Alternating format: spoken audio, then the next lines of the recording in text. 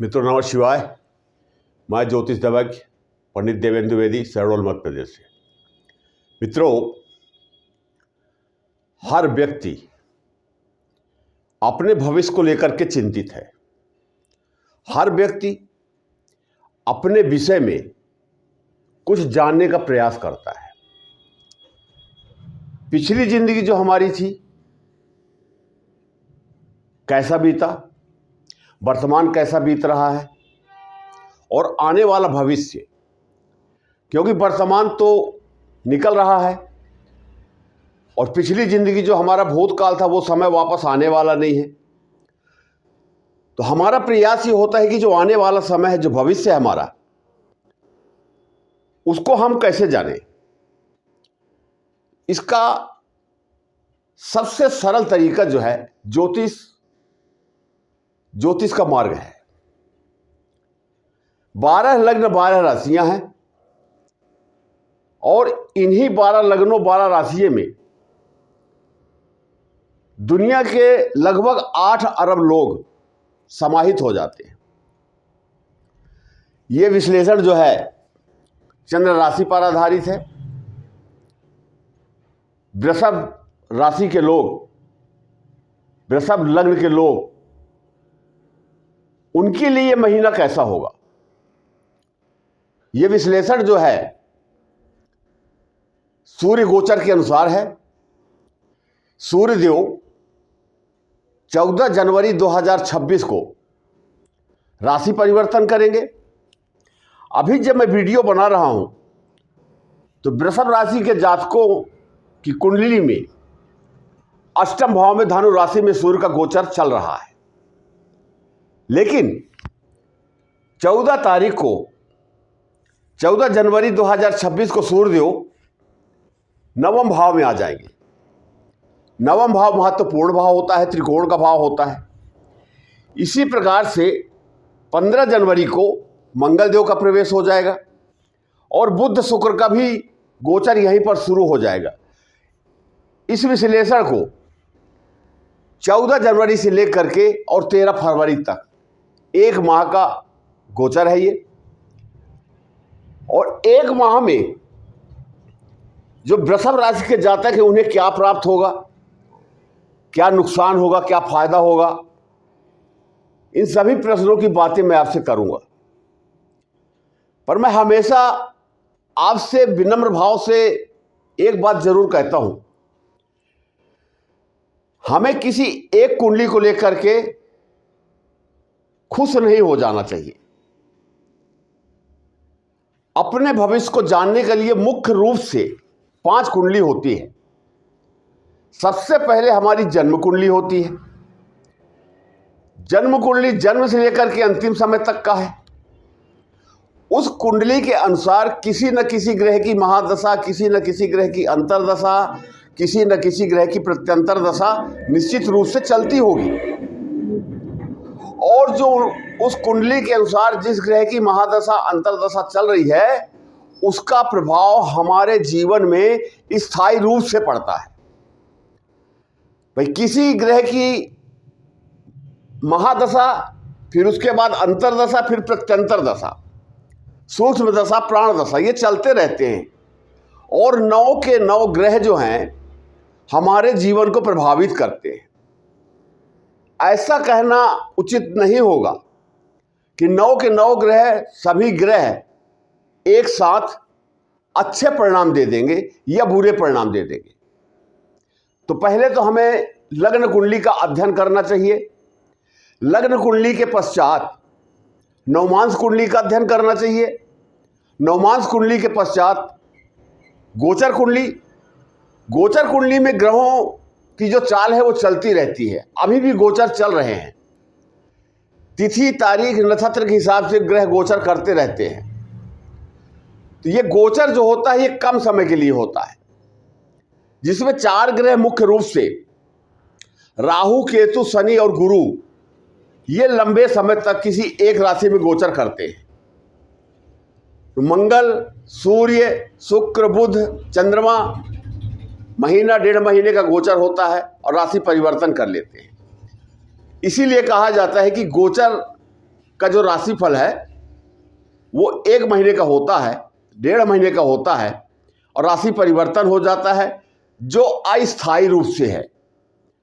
पर ये जो गोचर का विषय आता है तो गोचर भले ही अस्थायी रूप से हो, लेकिन यदि कोई ग्रह गोचर की कुंडली में अच्छे भाव में आ गया, शुभ परिणाम देने की स्थिति में है, तो वो महीना 1.5 महीना ही बड़ा ही महत्वपूर्ण हो जाता है। उस काल में हमें बहुत कुछ प्राप्त हो जाता है। ये 5 कुंडली को देखना अनिवार्य रूप से हो जाता है, देखना भी चाहिए। और महत्वपूर्ण बात कि हर व्यक्ति ये जानना चाहता है कि वर्तमान परिस्थितियों में किस ग्रह की महादशा, किस ग्रह की अंतर्दशा, गोचर में, नवमांश में क्या स्थिति है। हर व्यक्ति ज्योतिषी नहीं है, वो किसी न किसी ज्योतिषी का सहारा लेता है और ये जानना चाहता है कि समय अच्छा है तो उसे और अच्छा कैसे बनाया जाए, और यदि जीवन में कुछ समस्याएं आ रही हैं तो उन समस्याओं को कैसे कम किया जाए। तो जब तक हम किसी एक अंतिम बिंदु पर नहीं पहुंचेंगे तब तक हम निर्णय नहीं ले सकते। जन्म कुंडली में कितने अच्छे भी योग बने, रोचक योग बन जाए, हंस योग बन जाए, गजकेसरी योग बन जाए, लक्ष्मी नारायण योग बन जाए, कुछ भी बन सकता है, बनता ही है। और लोग अपनी जन्म कुंडली में उसे अंडरलाइन करके रखते हैं कि इस समय से इस समय तक का समय हमारे लिए बड़ा ही महत्वपूर्ण है, सब कुछ प्राप्त होगा। पर उसी कुंडली के आधार पर हम नवमांश में देखते हैं तो वहां वही ग्रह पीड़ित हो जाता है। गोचर में देखते हैं तो यहां भी अच्छा है, सब जगह अच्छा है, माने 5 कुंडली में कहीं ना कहीं वो ग्रह जो है पीड़ित हो जाता है और हमें शुभ फल देने की बजाय या तो सामान्य हो जाएगा या अशुभ फल दे देता है। अब शुभता के लिए क्या करना चाहिए, अशुभता के लिए क्या करना चाहिए, ये तो आपकी कुंडली का विश्लेषण करने के बाद ही कुछ कहा जा सकता है। हमेशा एक बात का ध्यान रखें,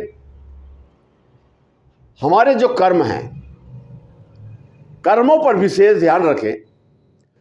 जीवन में ऐसा कोई कार्य नहीं करना चाहिए जिससे आने वाले समय में संकट खड़ा हो, समस्याएं खड़ी हों। तो कर्म अच्छे हैं तो ग्रह भी अपना अच्छा परिणाम देंगे। आइए अब चलते विषय पर। वृषभ राशि, वृषभ लग्न, महत्वपूर्ण विश्लेषण। सबसे पहले हम सूर्य की बात करते हैं। सूर्यदेव 14 जनवरी 2026 से लेकर के 13 फरवरी 2026 तक 1 महीने का गोचर धनु राशि से निकल करके मकर राशि में जाएंगे। यहीं से मकर संक्रांति है, अच्छा दिन, शुभ दिन होता है। ये भाग्य का भाव है, 9वां भाव है। वैसे सूर्यदेव का जो गोचर होता है तीसरे, छठे, 10वें और 11वें भाव में अति उत्तम फल देने वाला होता है। बाकी भावों में या तो फल कम मिलते हैं या नहीं मिलते हैं, अशुभ हो जाते हैं। पर चूंकि ये त्रिकोण का भाव है, भाग्य का भाव है, शुभ भाव है, धर्म का भाव है और यहाँ पर सूर्यदेव का गोचर ये सामान्य स्थितियों को दर्शाता है। अब यहाँ पर भाग्य जो है और भी ग्रह हैं, उनके बारे में मैं बात करूँगा, सभी गोचर कर रहे हैं। तो सूर्यदेव का परिणाम जो है वृषभ राशि के लोगों के लिए सामान्य रहेगा। सूर्यदेव को जल अर्घ्य देना उत्तम, सूर्य के मंत्र का जाप करना उत्तम। अब सूर्य के बाद मंगल की बात करते हैं। मंगल मकर राशि में 15 जनवरी 2026 से लेकर के 23 फरवरी 2026 तक का गोचर होगा, लगभग 40-42 दिन का। मंगल मकर राशि में उच्च के हो जाते हैं। मंगल भी 3, 6, 11 3 भावों में अति उत्तम फल प्रदान करते हैं। यहाँ पर मंगल अपने उच्च की राशि में है तो मंगल यहाँ पर अच्छे परिणाम देंगे, बेहद अच्छे सुखद परिणाम देंगे। भाग्य जागृत होगा, भाग्य साथ नहीं दे रहा था, भाग्य साथ देगा। रुके हुए कार्य अच्छे होंगे, धर्म के क्षेत्र में भावनाएं अच्छी होंगी, पिता से संबंध अच्छे होंगे। ये मंगल का गोचर है। अब यहाँ पर साथ साथ में मैं एक चीज़ और बताते जाऊँ कि सभी ग्रहों की 7वीं दृष्टि है, पर मंगल को 2 दृष्टियाँ विशेष रूप से और प्राप्त है, 4थी और 8वीं। तो मंगल देव की जो पहली 4थी दृष्टि पड़ रही है वो व्यय भाव में पड़ रही है। यहाँ पर मंगल की ही राशि है, मेष राशि। अब मंगल देव अपनी ही राशि को देख रहे हैं, व्यय थोड़ा सा ज़्यादा हो सकता है। ये व्यय का भाव है, अशुभ भाव है। जैसे अष्टम भाव अशुभ भाव है, जितनी भी विपत्तियां, समस्याएं, तकलीफ, उलझने होती हैं वो उसका जन्मदाता जो है अष्टम भाव है और व्यय का भाव है। तो व्यय कब होता है? जब हमारे आय के स्रोत अच्छे होते हैं, धन प्राप्ति होती है, तब जा कर के अच्छी स्थिति बनती है। आगे मैं दूसरे ग्रहों की लेकर के बात करूंगा। 9 के 9 ग्रह हैं, कुछ अच्छे कुछ खराब, कुछ शुभ फल देंगे, कुछ अशुभ फल देंगे, तो कुछ सामान्य फल देंगे। तो यहाँ पर खर्चे की मात्रा बढ़ सकती है। पर विदेश से जुड़े जो लोग हैं, जो विदेश में जाकर के नौकरी कर रहे हैं, विदेश से आयात निर्यात का व्यवसाय कर रहे हैं, विदेश जो लोग जाना चाहते थे नहीं जा पा रहे थे, वीज़ा नहीं मिल रहा था, उनके लिए ये स्थिति अच्छी है। लेकिन वृषभ राशि के जातक जो यहाँ पर है, हॉस्पिटल का खर्च बढ़ सकता है, अनायास कोई ऐसा खर्च आ सकता है जिसे हम सोचे नहीं थे। तो ये स्थिति है। अब मंगल देव की 7वीं दृष्टि जो है तीसरे भाव में है।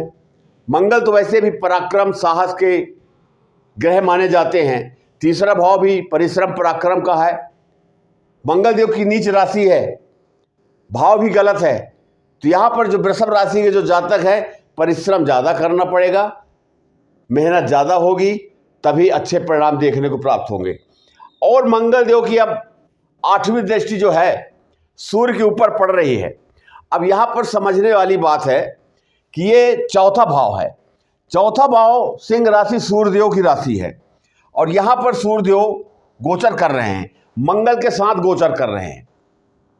अब यहाँ पर सूर्यदेव जब मंगल के साथ, दोनों ग्रह जो हैं ये अग्नि तत्व ग्रह हैं।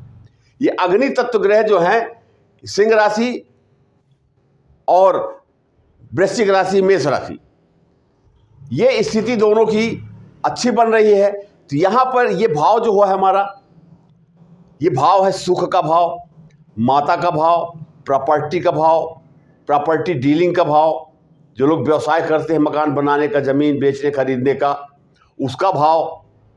जो लोग मकान बनाना चाहते थे, ज़मीन खरीदना चाहते थे, ये मंगल और सूर्य की कृपा से ये भाव भी जो है, क्योंकि सूर्यदेव की राशि है तो सूर्यदेव यहाँ पर आशीर्वाद देंगे, सूर्य की कृपा से ये इच्छाएं भी पूरी होंगी। अब यहाँ पर सबसे महत्वपूर्ण जो ग्रह है, जो काफ़ी समय से चल रहा है, वो है गुरु। गुरु धन भाव में है। वृषभ राशि के जातकों की कुंडली में धन भाव में गुरु बैठे हैं। गुरु वर्तमान में 11 मार्च तक वक्री अवस्था में है। वक्री अवस्था में होने का मतलब है कि वो पिछले भाव का परिणाम दे रहे हैं। यहाँ पर वृषभ राशि के जातकों को पहले से ही अच्छा फल दे रहे हैं, स्वास्थ्य को लेकर के, पर्सनालिटी को लेकर के, व्यक्तित्व को लेकर के, सामाजिक प्रतिष्ठा को लेकर के। ये भाव जो है उत्तम लगना है। लग्न में गुरु अपना प्रभाव दे रहे हैं और गोचर कर रहे हैं धन भाव में। तो धन के कारक भी गुरु हैं और धन भाव में ही बैठे हैं। तो यहाँ पर गुरु का जो गोचर होता है बड़ा ही महत्वपूर्ण होता है। आय के दृष्टिकोण से, धन के दृष्टिकोण से बहुत ही अच्छा होता है। तो यहां पर गुरु जो है वो पूरी कुंडली को जो है शुभ कर रहे हैं। गुरु की भी अपनी दृष्टियां हैं, 5, 7, 9 3 दृष्टियां हैं। अब गुरु की सबसे पहले 5वीं दृष्टि जो है छठे भाव में पड़ रही है। छठा भाव जो है रोग, शत्रु, कर्जा का है। रोगों से राहत मिलेगी, शत्रु कम होंगे, शत्रु शांत होंगे, कर्ज से राहत मिलेगी। जो युवा बच्चे हमारे नौकरी के प्रयास कर रहे थे,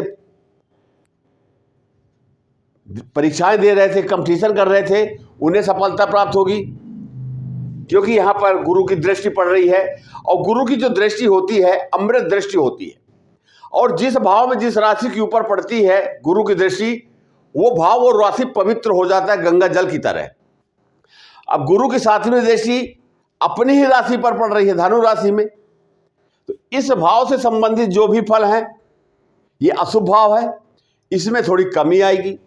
अब गुरु की 9वीं दृष्टि देखिए, महत्वपूर्ण, राहु भी यहां 10वें भाव में गोचर कर रहे हैं, केतु 4थे भाव में गोचर कर रहे हैं, राहु शनि की कुंभ राशि में है। राहु इस भाव को भी जागृत करेंगे, अचानक उथल पुथल मचाएंगे। ये भाव जो होता है राजनीति का होता है, राहु राजनीति का कारक ग्रह है।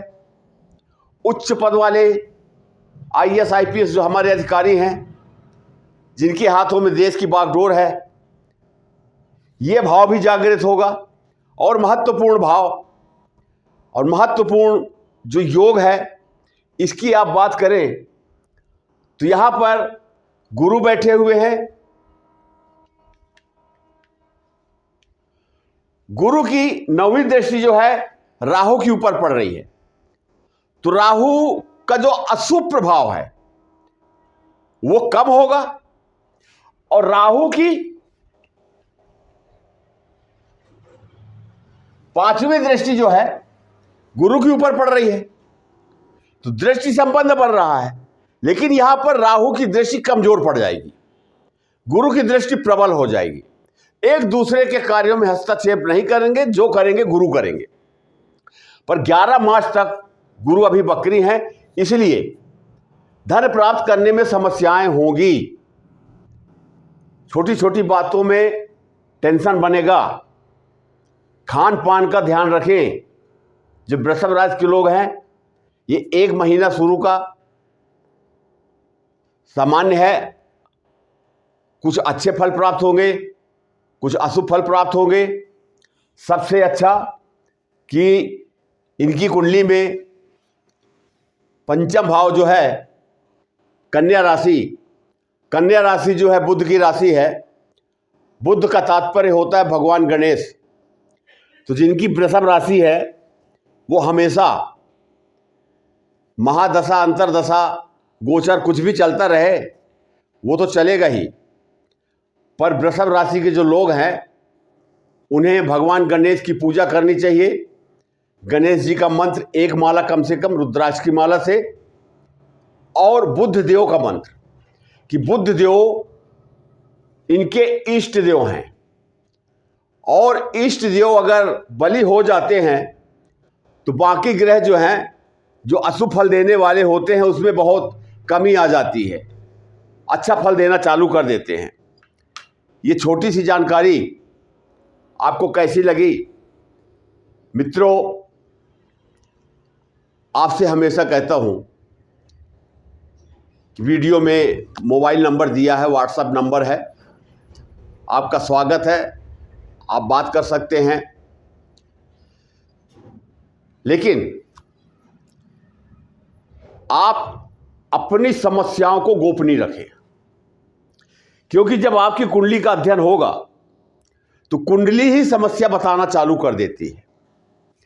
और पूरी कुंडली का जब विश्लेषण करते हैं तो 2 से ढाई घंटा लगता है कि 0 से लेकर के 20 साल की उम्र तक, 20 से 40 साल की उम्र तक, 40 से 60 साल, 60 से 80 साल, 60 से 80 प्लस हमारा जीवन कैसा होगा, हम कितनी उन्नति करेंगे। जन्म कुंडली में सबसे खराब ग्रह कौन सा है,